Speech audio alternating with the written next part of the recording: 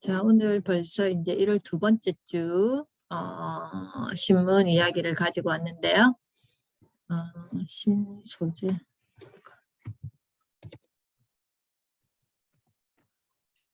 저번처럼 전체적인 거 맥락을 한번 타이틀을 한번 볼게요. 탄소 중립 시대의 원자력과 상호 후 핵연료. 이제 원자력과 상호 후 핵연료, 그러니까 원자력 발전소를 운영했을 때 그 사후에 이걸 어떻게 처리할 것인가. 우리가 지금 다친구리 순환 자원 이야기를 계속 하고 있잖아요. 그러면 원자력 발전소를 이용하지만 이게 외부로 나가지 않고 그 속에서 어떻게 핵연료까지를 사용할 수 있나를 고민하는 내용일 것 같아요. 자, 그리고 전기료 더 오르면 어쩌나 석탄 20% 들여오는 인도네시아 수출이 중단됐다 라고 합니다. 그래서 이게 지금 전 세계적으로 이 원자재, 에너지 원자재에 대해서 지금 굉장히 심각하고, 카자흐스탄 지금 내부에서는 전쟁이 지금 폭동이 일어나고 있어요. 가스비 인상으로 러시아에서 가스 밸브를 잠궈 버리면서 그 카자흐스탄의 러시아 밑에 있는 나라가 카자흐스탄이잖아요. 거기에서 지금 폭동이 일어나고 있습니다. 그리고 그런 게 여기 다 지금 연결되겠죠. 그리고 그린 수소 기술 투자 때 세액 공제 혜택 줘야 된다.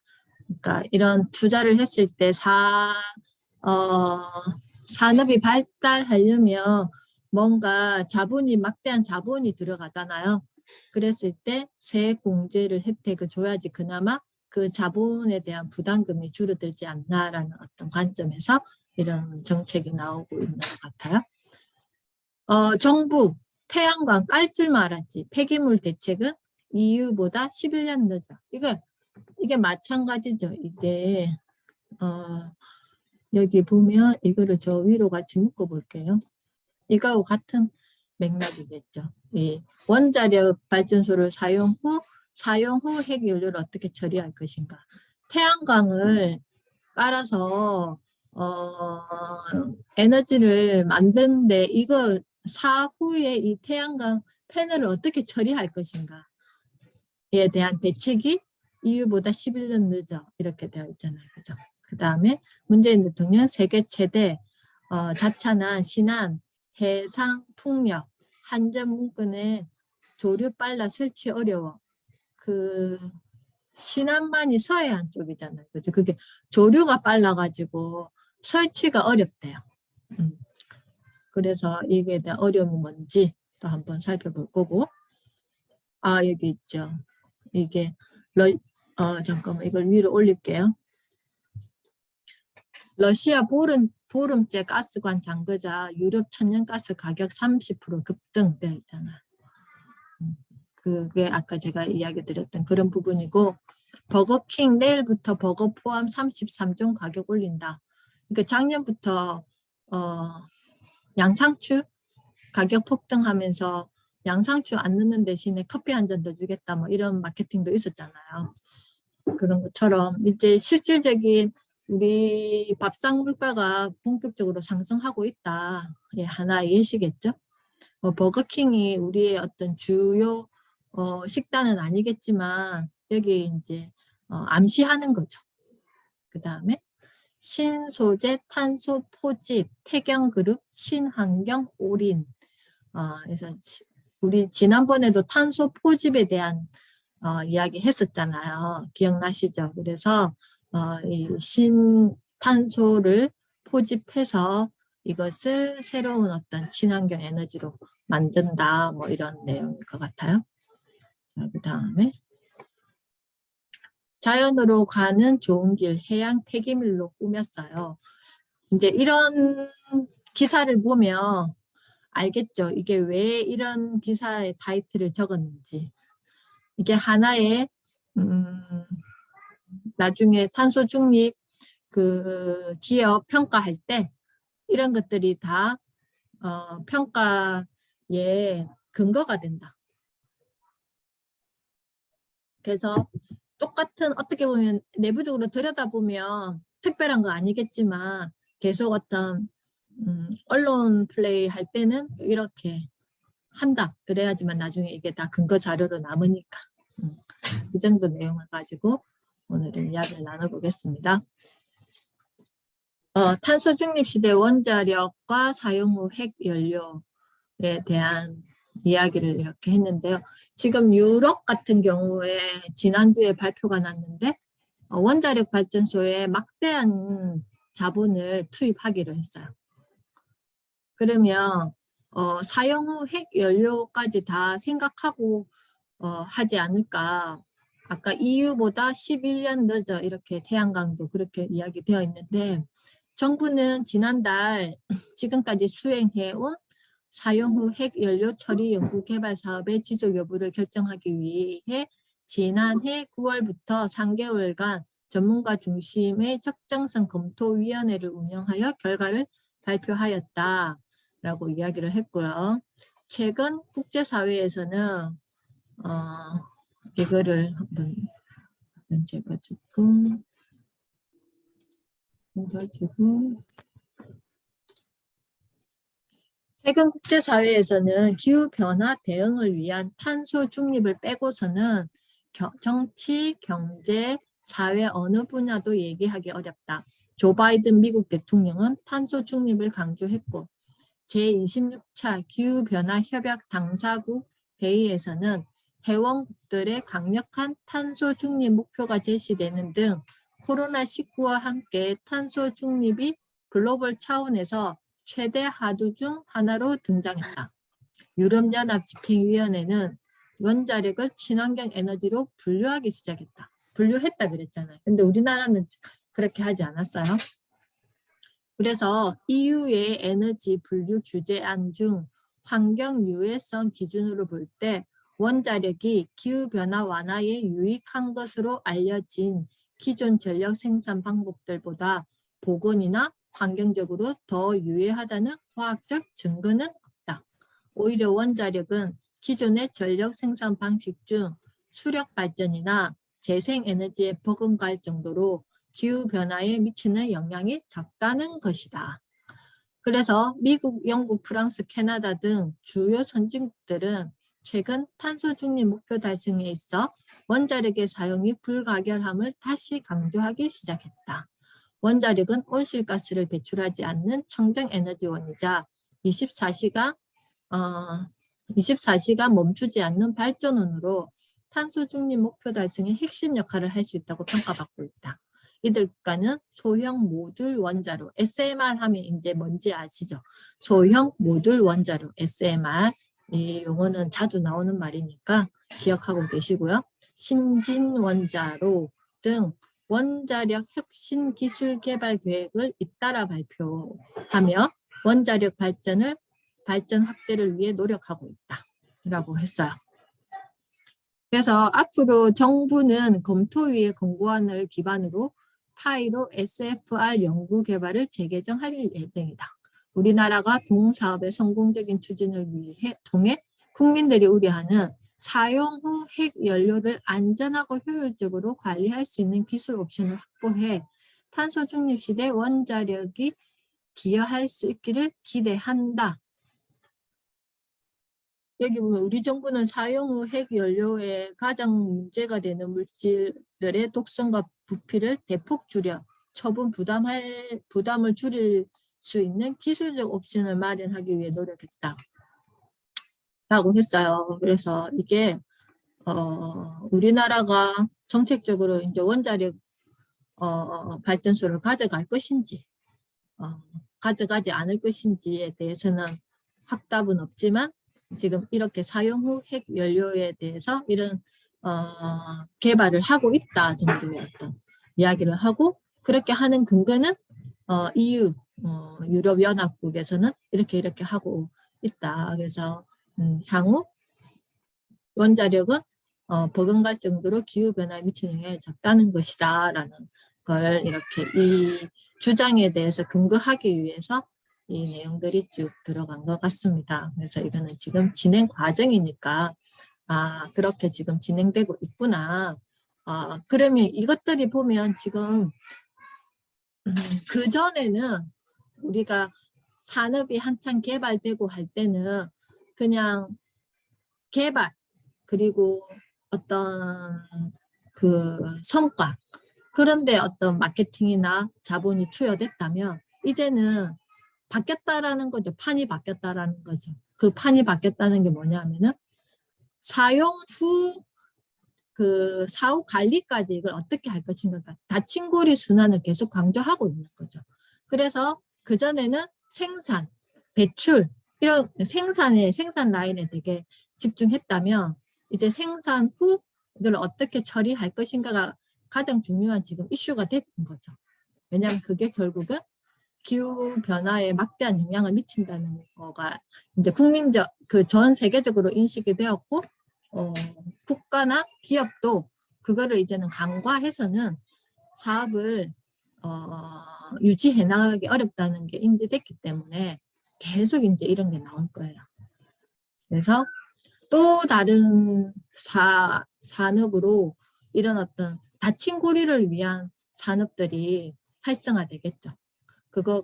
그게 무엇에 기반한 우리 지금 세븐테크에서도 배우는 것처럼 AI나 인공지능 이런 것들을 통해서 사람이 할 수 없는 영역을 그런 빅데이터를 활용해서 이런 것들을 할 수 있게끔 만들어내고 지금 뭔가 딱 결과는 나와 있지는 않지만 많은 분야에서 활발하게 그런 걸 연구하고 하고 있다. 그러면 이게 성공 사례가 되면 이런 기술력도 그러니까 외국에 우리나라는 수출에 의존하는 나라고 식자재는 수입에 의존하는 나라잖아요. 그래서 그런 것들도 미래에 밝은 전망이 될 수 있다. 왜냐하면 우리나라에 인재가 많잖아요.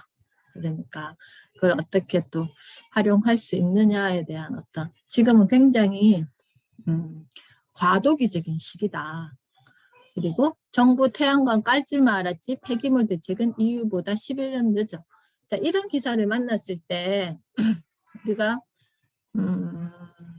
어떤 인식을 가지면 좋을까요? 만약에 정부 태양광 깔 줄만 알았지. 그러면 우리나라의 정책을 비난하고 또 그렇겠지라고 하는 마음을 가지는 것보다 저는 how 어떻게 하면 그러면 이 11년을 늦출 수 있을까를 좀 고민하는 또 국민성도 필요할 것 같아요.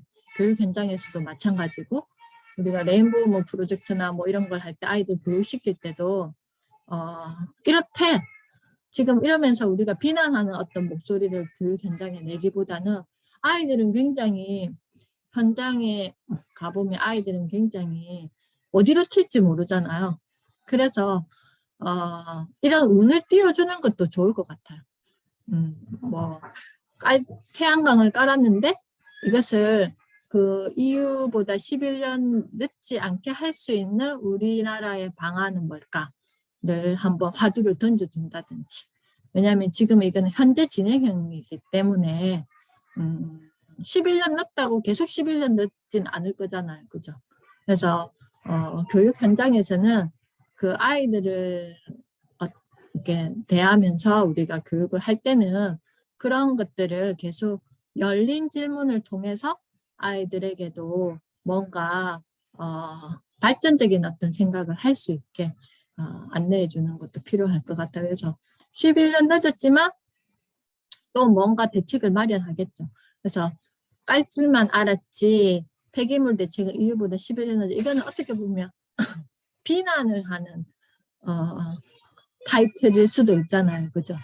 그래서 기사도 조금 저는 국민들에게 문제의식을 좀 심어주는 그런 기사 타이틀이 필요할 것 같아요.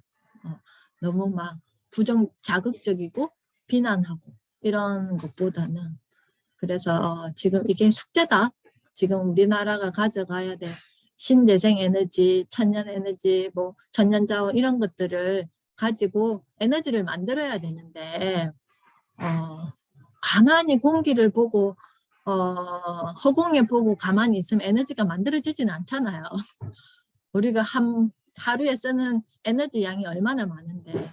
그래서 이런 것들은 조금 열린 사고로 같이 고민하고 하는 생각을 가지는 것도 이제는 좀 필요하겠다라는 생각을 했어요. 이런 기사를 보면서. 자, 전기료 더 오르면 어쩌나 석탄 20% 들여오는 인도네시아 수출 중단. 지금 각 국가마다 자기 자국의 자원, 원자재를 축적해 놓기 위해서 활발하게 수출하지 않아요. 우리 그 중국에서 요소수도 마찬가지. 중국이 우리 요소수가 가을, 겨울쯤에 그 요소수 대란이 일어났잖아요. 자, 봄이 되면 중국의 이게 농사를 활발하게 지어야 될 시기가 오잖아요. 그러면 요소가 뭐예요? 그 비료, 요소. 그게 우리 본 비료 포대에 보면 요소 돼 있잖아요. 그죠? 그래서 중국은 그 나라의 농사를 위해서 그거를 축적해 놓는 거예요. 그전에는 그게 순환을 했더라면 이제는 농사를 지어야 되는 이 시기가 오고 이게 순환이 안 될 걸 아니까 자기 자국의 어떤 그걸 위해서 외부로 수출을 안 하는 거죠. 그랬더니 바로 우리나라의 직격탄을 맞잖아요. 그죠? 그러면 이것뿐만 아니라 많은 나라에서 지금 자국의 에너지를 자국에서 소화시키려고 축적을 그러니까 자산을 증식하듯이 원자재를 되게 지금 많이 그러니까 외국에 수출을 안 해요. 왜냐하면 어떤 미래가 올지 모르니까. 그래서 이런 일이 계속 생길 거예요. 지금 러시아도 그 우즈베키스탄을 거기에 군대를 배치하고 그런 기사가 나왔단 말이에요. 그 우즈베키스탄이었는데 제가 좀 정확하게 지역 그 나라 국가명이 정확하게 맞는지 안 맞는지 모르겠는데 아무튼 러시아를 통과해서 천연가스관이 유럽으로 통과되는 나라가 그 나라인 거예요. 근데 유럽의 입장이 유럽이 왜 저렇게 원자력에 대해서 저렇게 막대한 자금을 투입한다라고 이야기를 하냐면은 러시아가 그 우즈베키스탄을 그 장악을 하면 이 유럽연합에 그 천연가스를 주는 걸 장악이 되는 거예요. 왜? 가스관을 막을 수 있으니까. 잠글 수 있거든요. 그러면 그게 얼마나 큰 국력이겠어요. 지금 카자흐스탄에 폭동이 일어나는 것도 러시아가 가스관을 잠그니까 가스값이 20% 인상해버렸다는 거죠. 폭등해버렸다는 거잖아요. 그래서 지금 러시아는 이 천연가스를 가지고 굉장히 세계적으로 지금 힘을 발휘하려고 하는 거예요. 뭔지 알겠죠? 이게 다 이렇게 연결되는 거죠. 그래서 한국 석탄 수입의 20%를 차지하는 인도네시아가 이탈 석탄 수출을 금지하면서 정부가 겨울철 전력 수급 상황을 놓고 촉각을 곤두세우고 있다. 그러니까 이 석탄 이야기를 하면 그 전에 제가 말씀드렸던 기사를 다시 가져오면 이 호주에서 중국은 석탄을 되게 많이 수입했는데 호주가 미국과 우호적으로 관계를 맺으니까 중국이 화가 나서 호주에게 본때를 보여줘야 되겠다고 생각하고 석탄 수입을 안 할 거다라고 하는데 그 한 걸음 더 나가서 예측을 못한 거죠. 그랬을 때 자기 자국의 이 에너지 자원이 충족될 것인가 안 될 것인가를 계산을 면밀히 검토를 못했던 거죠. 그러니까 결국은 자기 자국에도 큰 영향이 생겨버렸잖아요. 공장이 가동되지 않고 일부만 가동하고. 그러다 보니까 그 다음 단계로 중국은 요소를 이제 외부로 안 보낸 거죠. 왜? 이제 농사를 지어야 되는 시기도 맞물렸었고 그런 것들이 다 이렇게 연결되어 있는 거예요. 그래서 우리나라는 에너지를 이런 어떤 원자재를 거의 다 수입해서 사용하고 있는 나라잖아요. 우리나라가 이게 다 차단이 돼버리면 정말 우리에게 어떤 일이 벌어질지 몰라요. 그래서 이게 어떻게 보면 굉장히 심각한 일이에요. 이런 일들이 이제 계속 생길 거니까. 그래서 산업부는 이번 인도네시아 수출 금지 조치로 애초 1월 입고 예정 물량 중 일부가 지연될 것으로 보인다면서도 이달 물량의 55%가 이미 선적 출항해 국내에 정상 입고될 예정이라고 밝혔다. 또 산업부는 기존 석탄 재고량과 호주 등 다른 국가에서 정상 수입하는 물량 등을 감안할 때 이번 조치가 국내 전력 수급에 미치는 영향은 단기적일 것이라고 분석했다. 약간 국민들을 안심시키는 어떤 문장이겠죠. 다만 이번 조치가 국가 간 석탄 확보 경쟁을 촉발해 가격 상승을 부추길 가능성이 있는 만큼 전기요금 인상 압박 등을 비롯한 국내의 파장을 주시한다는 입장이다. 그죠. 이게 단기가 될지 장기가 될지 지금 또 겨울이 지나면 여름이 되면 또 에너지를 엄청 써야 되잖아요. 그래서 이거는 딱 이렇게 될 것이다라고 예측할 수 없지만 위험 요소에는 노출되어 있다. 러시아 보름째 가스관 잠그자 유럽 천연가스 가격 30% 급등. 이 아까 제가 말씀드렸던 그런 상황이에요. 가스관을 아예 잠궈버리고 안 해줬을 때 유럽은 진짜 심각하거든요. 그나마 독일은 자국에서 할 수 있는 이런 에너지를 어느 정도 보유하고 있대요. 근데 프랑스나 뭐 영국이나 이런 데는 그게 아직 미치지 못하니까 이건 굉장히 심각한 거라고 하더라고요. 우크라이나 국경 인근의 러시아 군사력 증강을 우려하여 서방 군사 동맹은 최근 몇 달간 나토 러시아 회의를 요구했지만 나토가 지난해 10월 러시아 정보 요원으로부터 알려진 러시아 외교관 8명을 추방하는 등 갈등이 쌓이면서 회의 개최도 영향을 받는다. 최근 러시아는 우크라이나 국경의 군사력을 늘리면서 나토 동진 중단과 우크라이나의 나토 가입 무산 등을 요구하고 있다. 그러나 미국 등 서방은 러시아가 우크라이나를 침공하며 강력한 경제적 제재를 가할 수밖에 없다는 입장이다. 이거죠. 우크라이나를 장악하면 우크라이나 국경에 러시아 군대를 배치했다라고 했잖아요. 2주 전인가? 그러면 러시아가 우크라이나를 장악하면 정말 유럽연합은 심각한 문제가 생기는 거예요. 이런 일이 발생했죠. 자, 그린 수소 기술 투자 땐 세액 공제 혜택 줘야 해. 기업들이 그린 수소에 투자할 때 투자액의 20에서 40%에 대해 세액 공제 혜택을 줘야 한다는 국회 주문이 나왔다. 그린 수소는 태양광이나 풍력 등 재생에너지에서 생산된 전기로 물을 전기분해해 생산한 친환경 수소로 탄소 중립 목표를 달성하기 위해 핵심 에너지원으로 꼽힌다. 나라에서 정책적으로 새로운 어떤 산업을 개발해야 될 때 가장 첫 번째 하는 조치가 세액에 대해서 감면해주는 이런 걸 해요. 예전에 우리가 한참 새마을 운동 시절 때 부모님들이 일을 하러 나가야 되잖아요.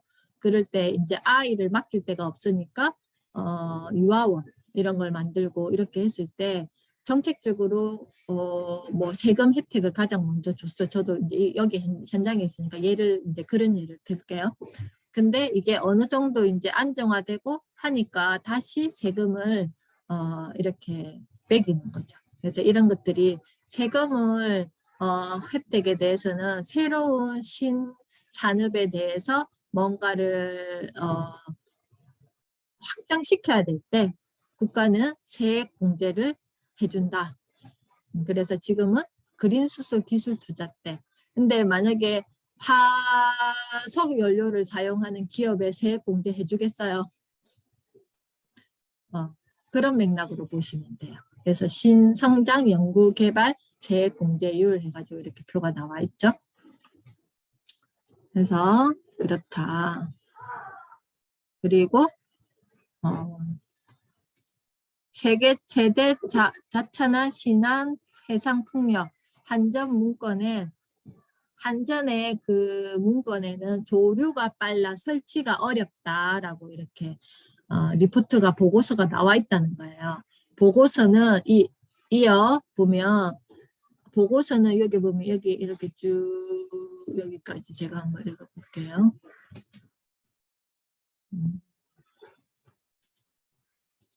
보고서는 신안 해상풍력에 대해 입지 여건을 볼 때 섬이 많고 전북 선안권과 달리 저수심대 영역이 넓게 분포되어 있지 않다며 조류 속도가 빠른 해역이 많아 향후 해상풍력 단지 개발 시 기술적 어려움으로 예상된다.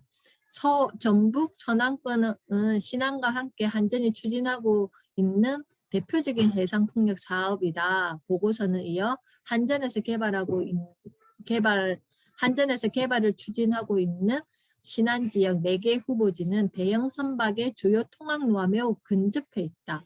해상교통 안전성 확보에 대한 인허가청의 면밀한 검토 요구가 예상된다고 설명했다.